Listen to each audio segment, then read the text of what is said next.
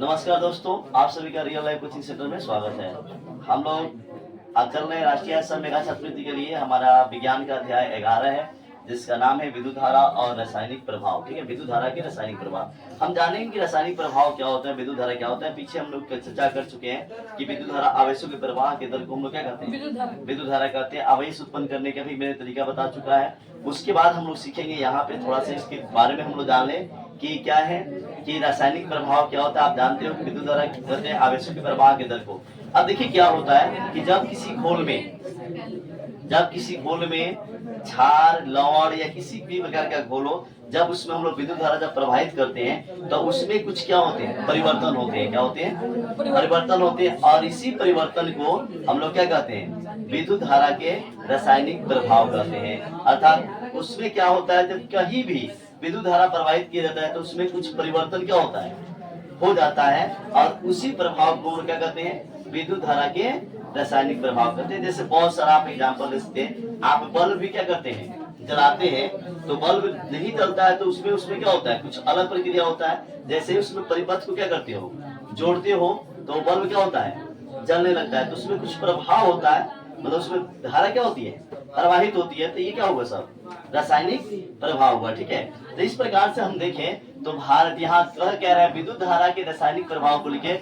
जब किसी द्रव, जैसे मैंने यहाँ क्या लिखा है, जब किसी द्रव जैसे अम्ल, क्षार या लवण के घोल में विद्युत धारा प्रवाहित की जाती है तब उसमें रासायनिक परिवर्तन होने लगते हैं। और इस विद्युत धारा के इसे विद्युत धारा के रासायनिक प्रभाव कहते हैं। अभी भी मैंने यही बात समझाया है कि विद्युत धारा के रासायनिक प्रभाव किसे कहते हैं। जब किसी भी पदार्थ में विद्युत धारा क्या होती है, आप अपनी भाषा से भी लिख सकते हैं। जब किसी भी पदार्थ में विद्युत धारा प्रवाहित की जाती है तो उसमें क्या होते हैं, कुछ परिवर्तन होते हैं, मतलब परिवर्तन होता है। जब किसी भी पदार्थ में आप क्या करोगे, विद्युत धारा प्रवाहित करोगे तो उसमें क्या होगा, परिवर्तन होगा। और वही परिवर्तन क्या कहलाएगा, विद्युत धारा के रासायनिक प्रभाव कहलाएगा। कहीं दिक्कत किसी को नहीं ना है।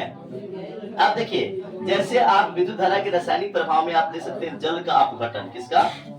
जल का अपघटन। विद्युत लेपन। विद्युत लेपन क्या होता है कि विद्युत लेपन विद्युत धारा के प्रयोग से, यानी विद्युत के प्रयोग से क्या किया जाए, कोई महंगी, जैसे मान लो कि लोहा पर सोना चांदी की परत क्या कहता है, चढ़ा देता है, क्या कहलाता है, विद्युत लेपन कहलाता है। समझ रहे ना, क्या कहलाता है। ये सारी प्रक्रिया किसके द्वारा होती है, विद्युत धारा के रासायनिक प्रभाव के कारण होती है। जैसे यहाँ पे मैंने एग्जाम्पल भी दिया होगा कि उदाहरण में जल का अपघटन, जब पानी में क्या कहता है, विद्युत धारा प्रवाहित किया जाता है तो वह किसमें, हाइड्रोजन और ऑक्सीजन गैस में क्या होता है, टूट जाता है।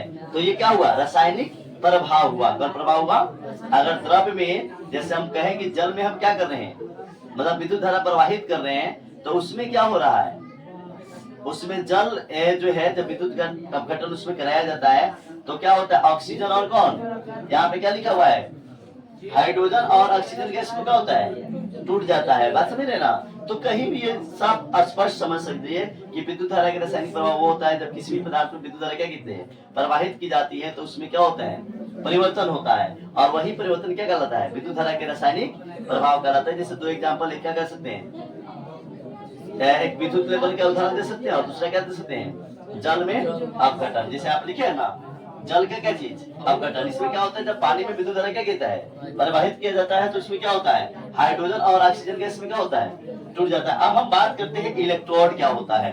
सुनिए, इलेक्ट्रोड क्या होता है। आप लोग देखे होंगे बैटरी में एक धन होता है, एक क्या होता है, ऋण होता है।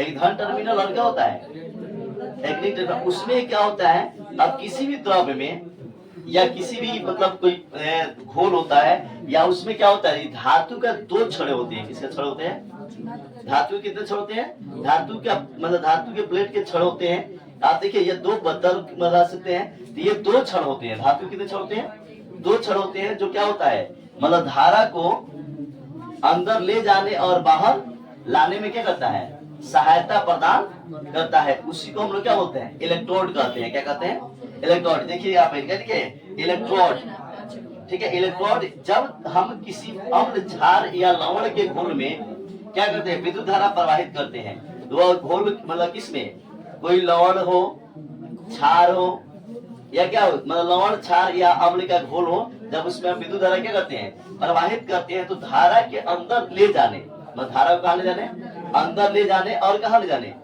बाहर निकालने के लिए धातु की छड़ी या प्लेटें क्या होती है, डाली जाती है।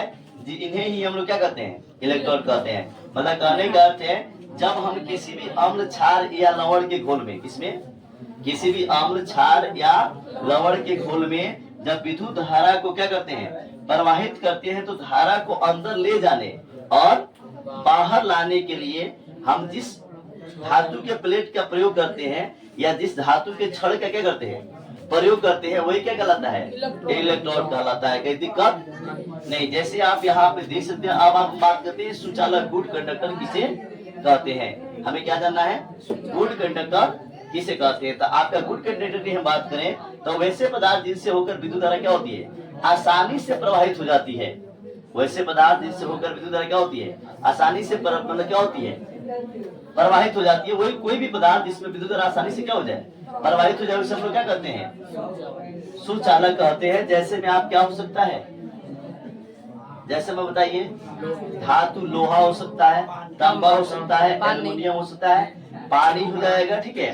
तो अब ये चीजें हम देख रहे हैं कि इसमें धातु क्या होती है, प्रवाहित होती है। क्या होती है, इसमें धातु क्या होती है, प्रवाहित में कोई भी पदार्थ जिससे क्या होती है, विद्युत धारा प्रवाहित हो जाए, उसे हम लोग क्या कहते हैं, सुचालक, गुड कंडक्टर कहते हैं। क्या कहते हैं।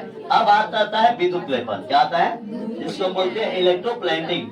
ठीक है। अब क्या होता है, विद्युत लेपन किसी भी वस्तु पर विद्युत धारा प्रवाहित करके, मतलब कोई भी वस्तु हो उस पर विद्युत धारा क्या किया जाएगा, प्रवाहित करके दूसरी धातु की पतली परत चढ़ाने की प्रक्रिया को हम क्या कहते हैं। मान लो कि ये कोई धातु है, जैसे मान लो ये लोहा है। क्या है, ये क्या है, लोहा है। और मान लो कि मतलब यहाँ बता रहा है, एक शॉर्टकट में समझो कि दो मतलब वस्तु है और किसी वस्तु पर क्या होता है, उसका परत उस पर क्या किया जा रहा है, चढ़ा दिया जाए। वो किसके तहत होगा, विद्युत धारा के ही तहत होगा। जैसे लोहा के परत पर आप लोग देखे ना, इलट गिलट आता है, तो इलट गिलट आता है तो क्या होता है, लोहा होता है। वो क्या होता है, और उसमें क्या होता है, एकदम सोना की जैसा चमक हो जाता है, क्यों हो जाता है, तो उसका परत क्या गिरता है, पतली परत क्या गिरता है, चढ़ा देता है। वही प्रक्रिया क्या कहलाता है, विद्युत लेपन कहलाता है। यानी विद्युत के लेपन का मतलब क्या, लेपना। विद्युत का मतलब क्या हुआ, विद्युत धारा से। यानी जिस वस्तु पर विद्युत धारा प्रवाहित करके उस पर कोई और परत क्या किया जाए, चढ़ाया जाए, उससे ही हम क्या कहते हैं। जैसे हमने एग्जाम्पल में दिया पहले परिभाषा आप याद कर सकते हैं, किसी वस्तु पर विद्युत धारा प्रवाहित करके दूसरी धातु की पतली परत चढ़ाने की प्रक्रिया को हम क्या कहते हैं, विद्युत लेपन कहते हैं। लिखा है ना कि विद्युत लेपन किसी वस्तु पर विद्युत धारा प्रवाहित कर, कोई वस्तु है इस पर विद्युत धारा क्या करेंगे, प्रवाहित करके दूसरी धातु की परत इसमें क्या करेंगे, चढ़ा देंगे, तो क्या कहलाएगा, विद्युत लेपन कहलाएगा। क्या कहलाएगा, जैसे मैं एग्जाम्पल भी दिया, लोहा के सतह पर सोना, चांदी, तांबा, निकल आदि के पतली परत क्या किया जाता है, चढ़ा दिया जाता है। समझ में आया कि नहीं आया। ये विद्युत लेपन किसे कहते हैं, जब किसी भी वस्तु पर क्या होता है, विद्युत धारा प्रवाहित करके उस पर किसी अन्य वस्तु का परत क्या गिरता है, चढ़ाया जाता है, तो उसे हम लोग क्या कहते हैं, विद्युत लेपन कहते हैं। कहीं दिक्कत किसी को यहाँ तक नहीं है। चलिए ठीक है, आगे हम लोग